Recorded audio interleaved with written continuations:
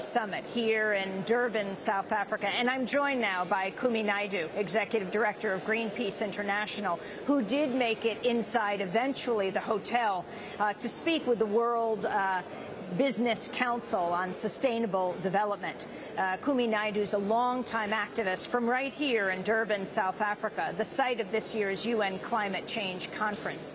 At the age of 14, Kumi Naidoo joined the anti-apartheid movement. In 1986, he was forced to go underground after he was arrested for violating the apartheid government's state of emergency regulations. After nearly a year underground, he moved out of South Africa, not to return until after the release from prison of Nelson Mandela in 1990. He later became one of the founders of the global call to action against poverty. Kumi Naidoo, welcome back to Democracy Now! It's good to be with you this year. We were with you last year in Cancun. This year, it's in your hometown, the UN Climate Summit in Durban, South Africa. Thank you, Amy. It's very good to be on Democracy Now! So you did get in eventually to this World Business Council on Sustainable Development that the protesters attempted, Greenpeace activists attempted to do a banner hang over the hotel where they were meeting that said, listen to the people, not the polluters. When you got into the council meeting, what did you say and what did they say to you?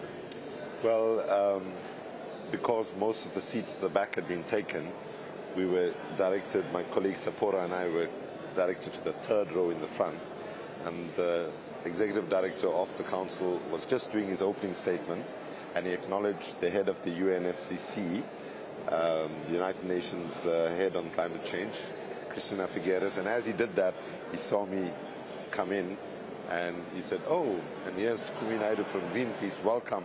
And then he said, it's much better being inside than on outside. And then I said, unfortunately, we have to do both. Both are necessary. We are not opposed to the idea of dialogue with corporations, but clearly corporations are not actually moving as fast as we need them to move, and in fact are actually holding us back.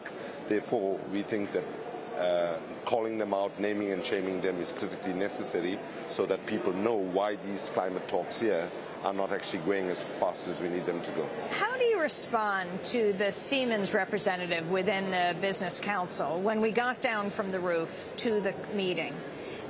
He said the protesters are underestimating their effect. He said, in fact, they have a tremendous effect, and that is why we're here, he said.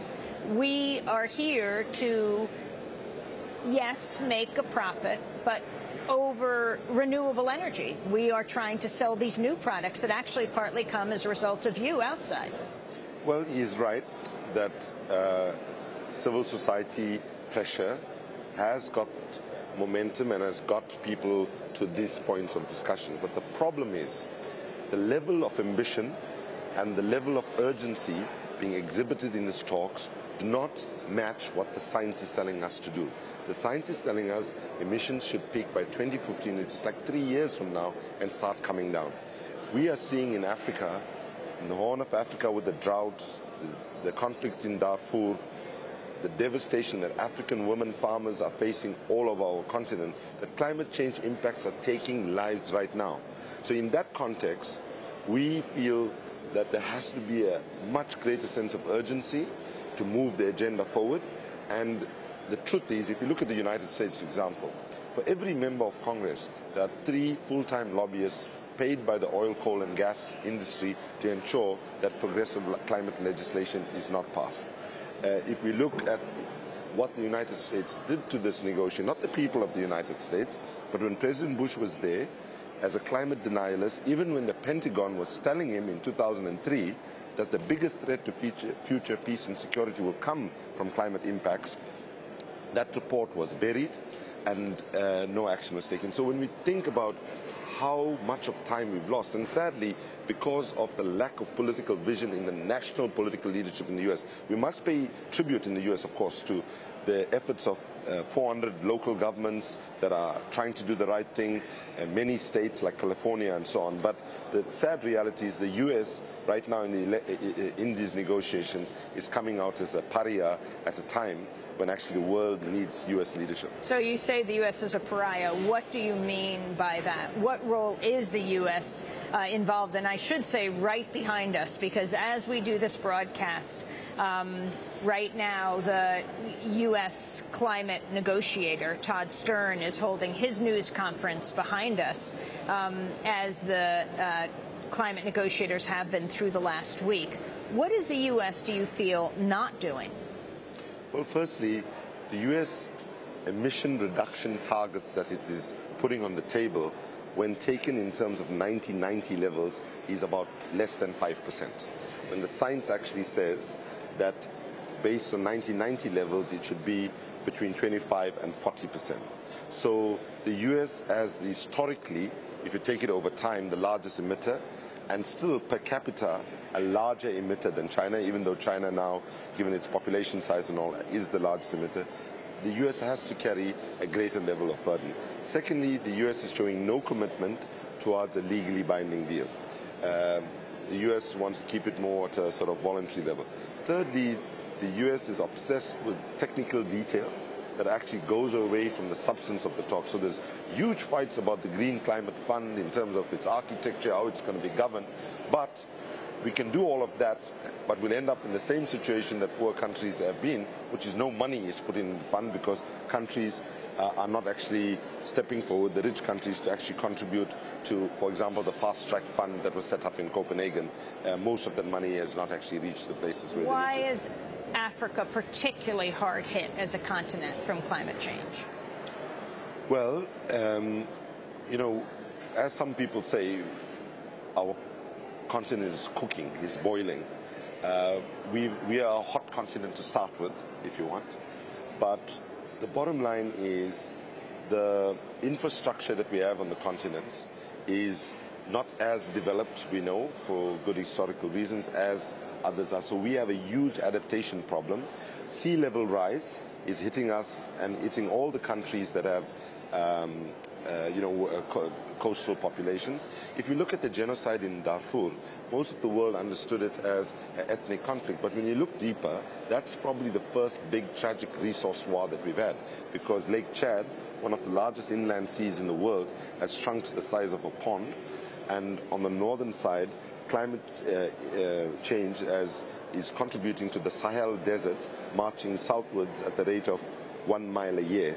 So water scarcity and land scarcity is impacting severely. So throughout the continent, one of the biggest issues we have is water stress, and then land for agriculture. And to make things worse, those countries that have good agricultural land, we have a land grab going on, where certain countries like Saudi Arabia are getting 99 years lease on good agricultural land to secure food production back for buying up the land. Yeah. Well, they're getting long-term leases, not technically fully buying it, but essentially because African countries have such huge financial and economic problems, sadly many governments are actually giving away their food sovereignty by leasing the land for cash. And this is a trend which is of very big concern to many of us in Africa right now. Kumi Naidoo, at the protest this morning, you gave out the Dirty Dozen in Durban, the COP17 United Nations Climate Change Conference. Can you tell us about who some of the people are on your Dirty Dozen list? Okay, so one of the big culprits is the Coke Industries. The Koch brothers have been actually the biggest funders of climate denialism. They are the ones that have contaminated the national public conversation in the United States. This is Charles and David Koch Yes. of Wisconsin. Yeah, and you know, of course we know they're funding the Tea Party and a whole range of other things as well, but one of the biggest devastations that they are doing is the way they are confusing the public debate in the US. I mean, they are the ones, together with others, that are supporting the false ad campaigns around promoting clean coal, which doesn't exist. I mean, coal kills. I've been in the United States, in Chicago, in North Carolina, seeing how, in fact, the policies of oil, addiction to oil and coal is actually destroying the health prospects of communities and so on. The second is the U.S. Chamber of Commerce itself.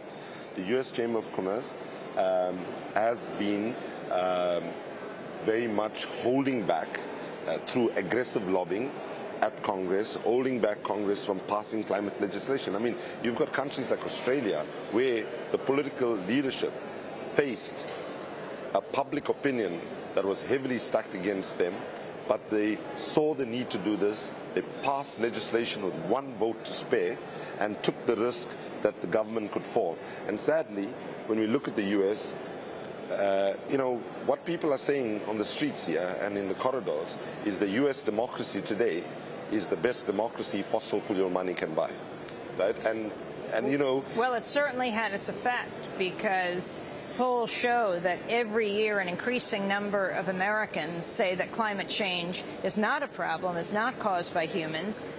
The majority, the vast majority of Republican presidential candidates call climate change either a hoax or just say they don't know what causes climate change. So you have that on the one hand, and then you have President Obama, who has said that he would make this one of the major issues of his campaign, and yet so many people here are saying, in fact, what, 16 organizations, including your own, Greenpeace, and many of the other major U.S. environmental organizations have said the U.S. has become a major obstacle to dealing with climate change here. Absolutely, and that's because, sadly, the U.S., like Canada and many other governments, are listening more to the polluters rather than people. And, you know, notwithstanding the huge amount of resources, and if you want to put it in context, what the fossil fuel industry spends in terms of lobbying to prevent climate legislation go through, it's more than the GDP of the 50 poorest countries in the world. So I don't blame American people for being confused. And let's be very clear about the US media environment. The US media environment also has a disproportionate influence and control. I mean, in the one commonality between Australia and the US in terms of the carbon tax, for example, is that Rupert Murdoch played a very negative role in Australia, but we were able to still push through the control and the influence that Fox News and Rupert Murdoch had in the context of Australia. But I have to say that the media environment in the US, which is so right-wing, so controlled by certain vested interests, and you must look at the cross-ownership between those that have dominance in the fossil fuel industry and where certain big media outlets, who owns it and so on. And I think one of the things American people now must ask for, and I think the Occupy movement is expressing that outrage, is about having more media diversity, so that if companies like Koch Industries and all try to contaminate and promote lies, that actually the alternative diversity of opinions can actually break through and balance. And then very quickly, the dirty dozen more of those that you have named. Well, we also named Shell, because Shell is one of the key players in the tar sands in Canada, one of the worst polluting ways of extracting oil out of these tar sands.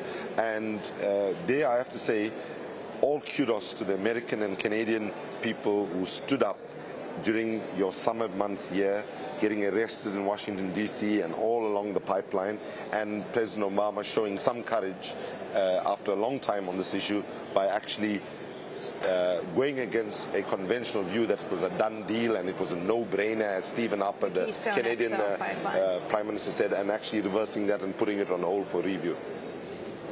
Let me ask you finally about... So can I just say, I don't want to put all the blame on U.S. companies, because here in South Africa, Eskom, which is the electricity provider, which is state-owned, is also on the list here, because while it's talking a good message around we're moving in the renewables direction and so on, it inexplicably is in the process of trying to build 2 of what will be the 5 biggest coal plants when they are constructed. So, you know, and South Africa, by the way, is the only African country that is contributing so much greenhouse gas emissions. We are the 12th largest carbon polluter in the world, right? And so we put the spotlight on Eskom as well, because we need them to move more aggressively in the direction of renewable energy. Finally, your own background. As I saw you in the streets on Saturday of this mass global day of action for climate justice, you were walking through your own streets, through Durban, South Africa. Can you talk about your own history, your history of anti-apartheid activism, and how it relates to your activism around climate change today? Well, I have to say it was quite a sense of deja vu, because when you were talking to me on the street, was actually, at least on 2 occasions, I got arrested on that same street when I was quite a young person in my late teenage years. And I think that the main lesson from that period is that, and also what history teaches us about activism, you know, whether it's slavery, civil rights in the US, apartheid, and so on, when humanity has faced a major injustice or challenge, those struggles only move forward when decent men and women stood up and said, enough is enough and no more. We're prepared to put our lives in the line, we're prepared to go to prison if necessary, and so on. And I think that if it was good enough for defeating apartheid, which affected people in one country, or civil rights in the United States, which affected part of one country, and so on, then I think it's clear that when the entire future of our children and grandchildren is at stake, because that's what we're fighting for here, then surely, in the absence of the urgent action we need on the part of our political and business leaders, civil disobedience now has to be the major part of pushing, because clearly our political and business leaders seem to be suffering from a common medical condition that they all have a problem hearing. You know, we talk to them nicely, we engage with them. In my role in Greenpeace, I'm meeting with heads of state, ministers, CEOs of companies, very cordial, they agree with everything we're saying, but quite often they go back to a default position of business as usual or incremental baby steps in the right direction, and what we need is a fundamental shift to a movement from a dirty brown fossil fuel addicted energy framework to a green renewable energy framework. We're in the largest port in Africa, Durban. Do you equate your anti-apartheid activism with the work you're doing today? Oh, absolutely. I mean, most of what I've learned actually, and what I use in my work today, I learned from the city. You know, I learned from having from the activism that I was engaged in. You know, I was very privileged to have been expelled from school when I was 15, which was the trigger, you know, to actually move you into activism. But if I can make a connection between Durban and the transition away from apartheid and these negotiations, nobody in the world would have thought we would have transitioned from a violent apartheid system to a democratic system without a bloodbath. Everybody was predicting a bloodbath, but there was a miracle that actually moved things forward. I hope and pray and will struggle for, hoping that in fact that kind of sudden shift that we had because we resisted and kept the pressure and people around the world united to support us. I think if we have that same kind of global solidarity, if people around the world can actually unite, trade unions, social movements, religious leaders, environmental groups and so on, which we saw in the march on Saturday, I pray and hope that we will have a similar kind of miracle to get these climate negotiations to deliver a fair, ambitious and legally binding outcome.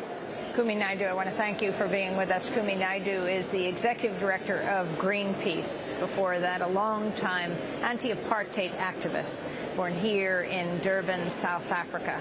Durban, South Africa, the site of this year's UN Climate Change Conference, where we're broadcasting from today. This is Democracy Now!, democracynow.org, the War and Peace Report.